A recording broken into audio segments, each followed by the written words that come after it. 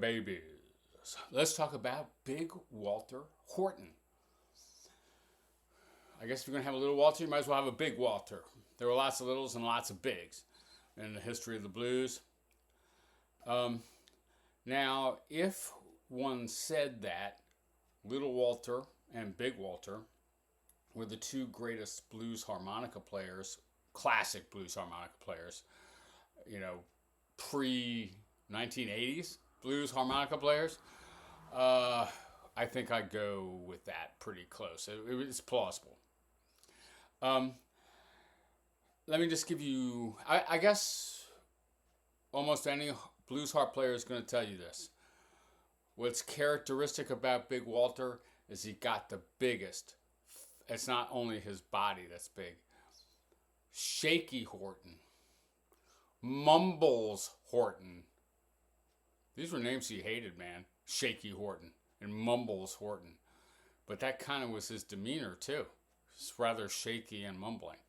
But anyway, if you ask any harmonica player, what is the first thing they're going to say about Big Walter is it's the biggest tone in history. It's the chunkiest.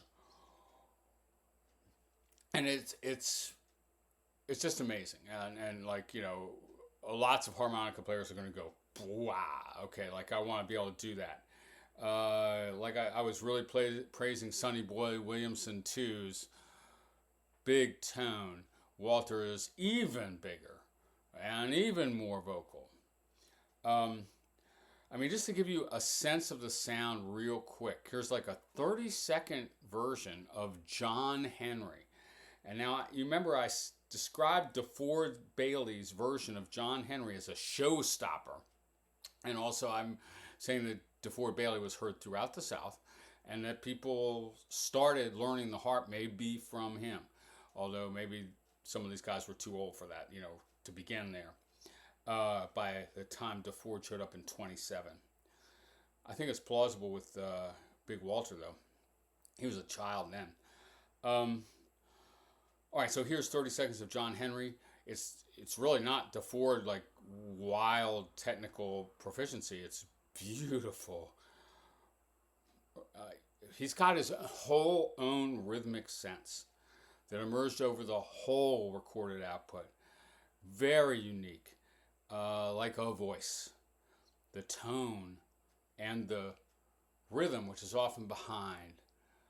And not a real swinging thing like I was saying about Walter, but more like I don't know how to describe it, man. Like a layback thing. Not like swinging. I don't care if I ever get there. All right. Anyway, this is Big Walter Horton's version of John Henry.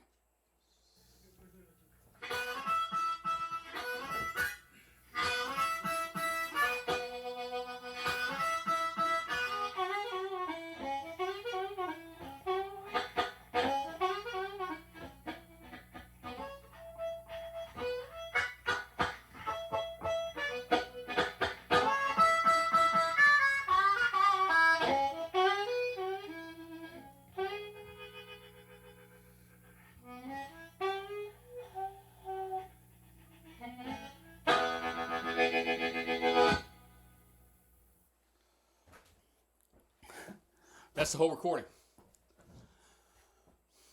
He's not trying to play real fast.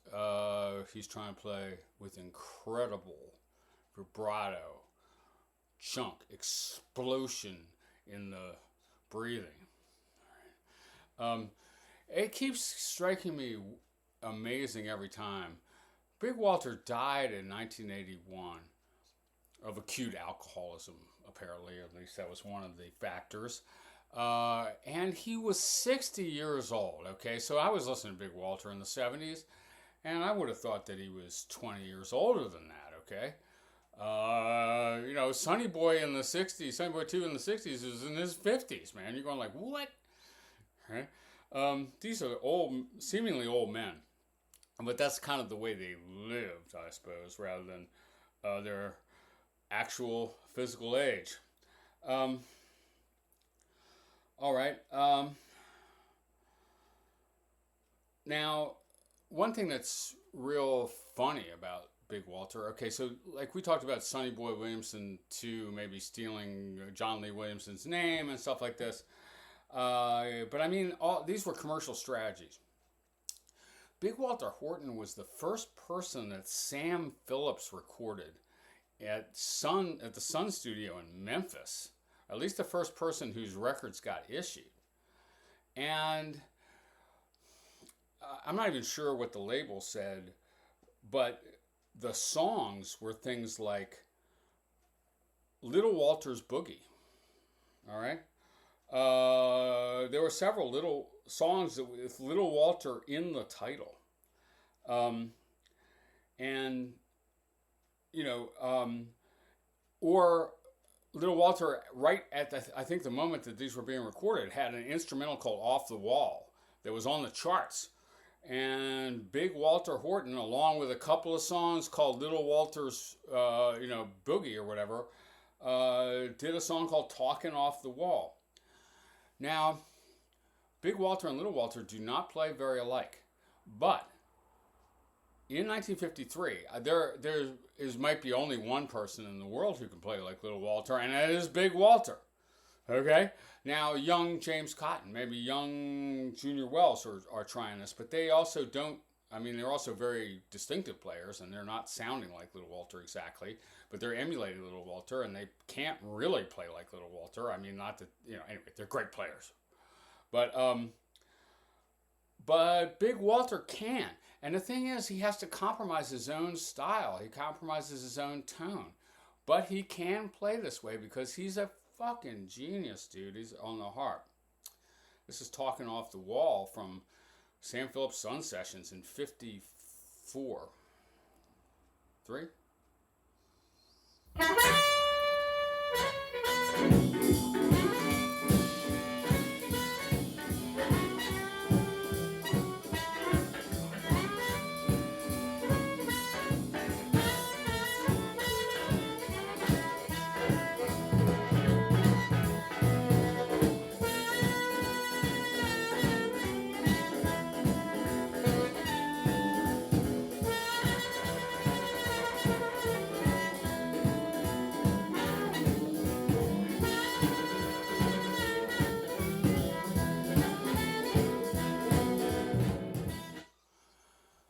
Yeah, well, I think, you play that for any harp player who hadn't heard before, and they're going like, okay, and tell them when it was recorded in the 50s. It sounds like it was recorded in the 50s. And that harp player's going to go, oh, wow, it's it's Little Walter doing a version of what he does.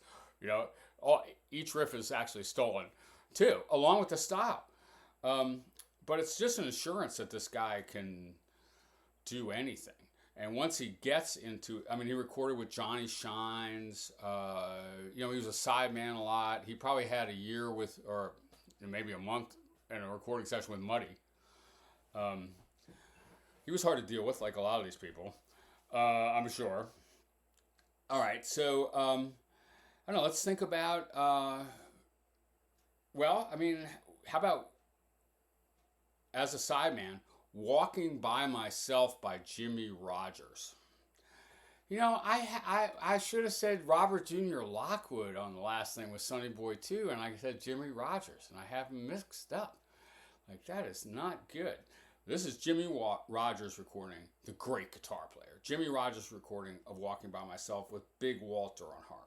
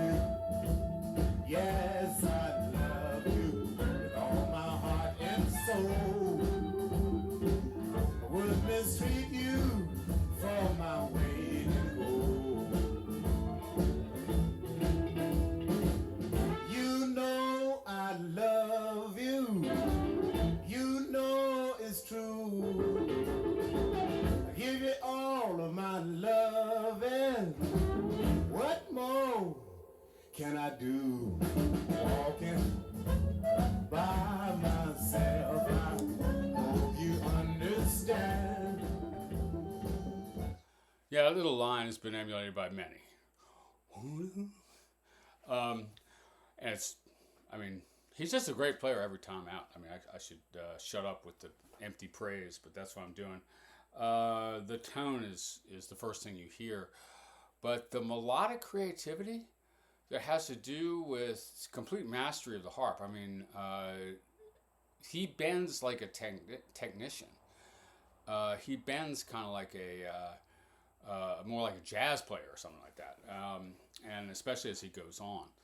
But now, if you're trying to listen to Big Walter Horton, I'm going to say 3 albums from the 70s.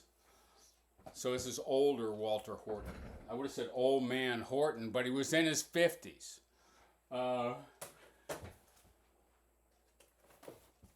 This one, for one, Fine Cuts by Walter Horton. And then also, he put out a harp duet album with Carey Bell, the great Carey Bell, who I've decided needs his own episode. And also I think one that was just called, oh golly, let me see if I can find this. Geez, I can never find anything here. Can't Keep Loving You. Can't Keep Loving You. These 3 albums are amazing, all right? And they're 3 of the Paradigm blues harmonica albums. And I think the one thing we can say is he was still developing. So, all right, now I got to get back to my playlist. I realize I need to be a lot more together, right?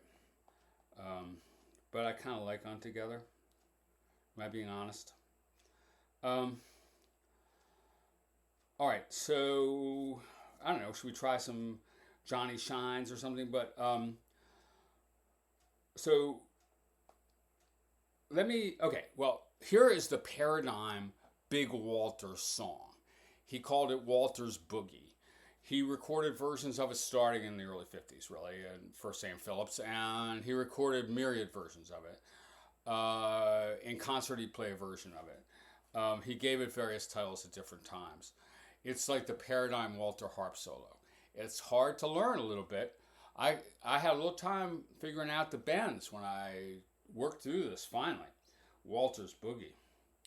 All right, here it is. And I guess I'm saying this is one of the most basic solo harp songs, and beautifully played. I just want to No, that's ain't it. be your lover, man. Listen to that bravado.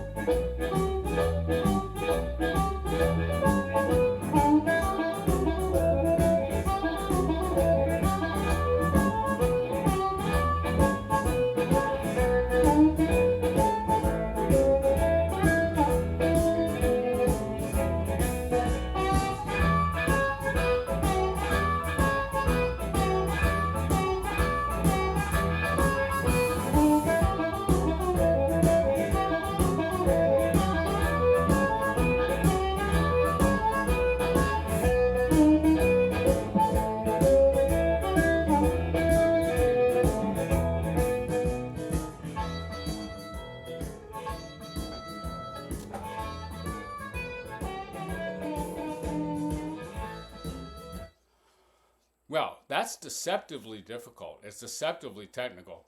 And boy, it's juicy, man. Like, ain't no playing no better harp than that, man. The way that sounds is so good.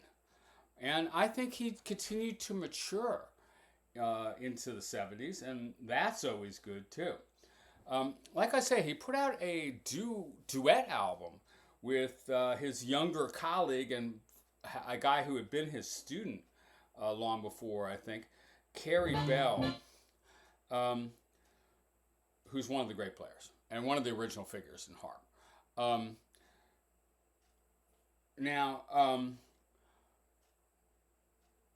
Both Carey Bell and Walter Horton, I'm emphasizing Walter Horton, a master of third position harp, one of the basic players.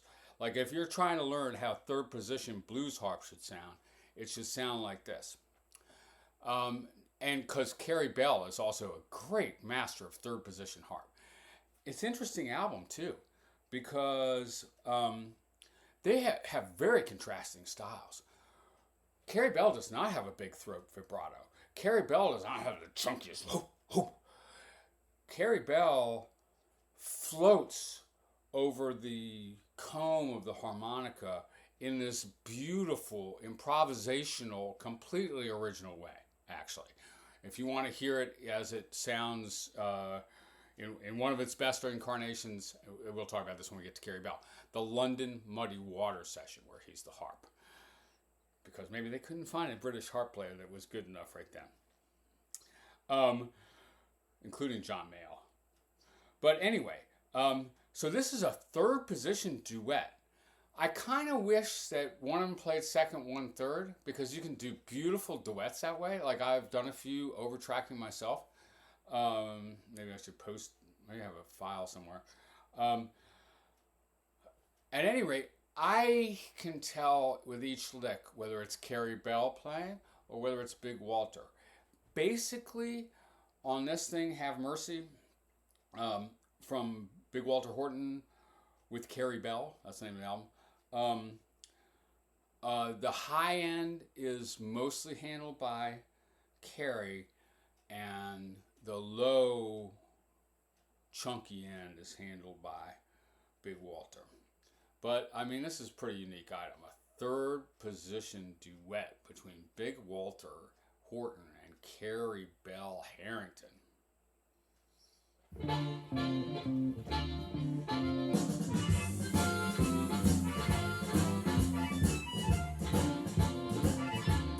That's Carey floating around. That's Carey up there.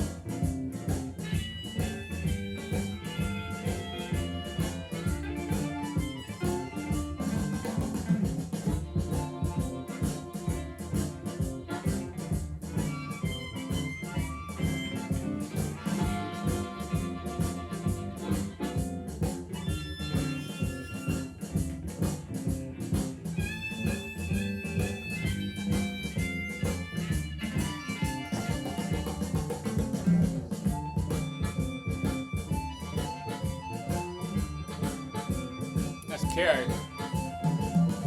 Walter on rhythm. Wah, wah.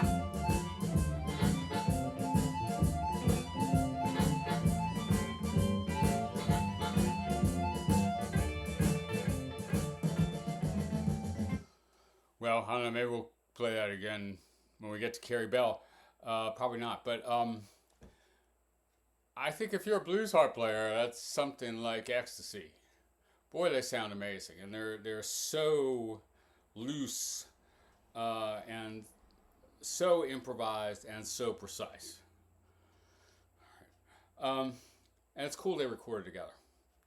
Like I say, I think Big Walter taught Carey Bell maybe around late 50s, early 60s. All right, I'm saying that I think he's an innovator, and he shows this on those 370s albums a number of different times. he can play jazz, and he throws some jazz licks in almost anywhere in a way that sometimes might surprise you.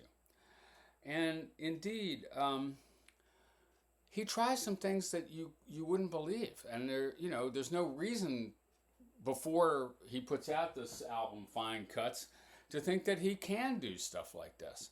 But this is profoundly innovative toward the end of his life. Like, this is a new harmonica sound. And I think this is wonderful, and we should appreciate this. This is La Cucaracha by Big Walter Horton.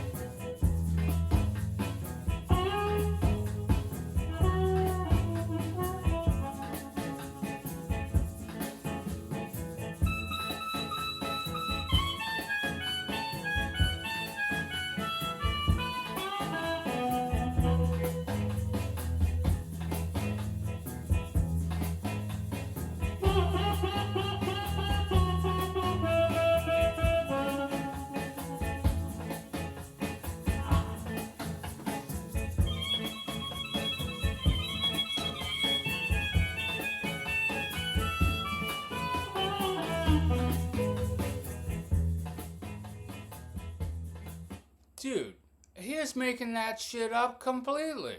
And it's fucking Latin, and it's bluesy as shit. And like a number of things he does, it involves fairly technical bending stuff. Like, really involves like bringing out a chromatic type of scale on a diatonic harp. And I wouldn't have thought, listening to his previous recordings, that he would go in that direction. That's not quite true, though. I mean, for example, listening to him do Trouble in Mind, you suddenly realize, like, first of all, he's got a jazz sensibility. A little bit. And then second of all, he's innovating in multiple ways throughout his career on the blues harmonica. All right, that's Big Walter Horton, one of my very favorite players to like play along with those 70s albums and shit. I wore them out. And, one of the very basic, greatest blues harmonica players, of course. And that is My Baby Plays the Harmonica, number 5, Latron.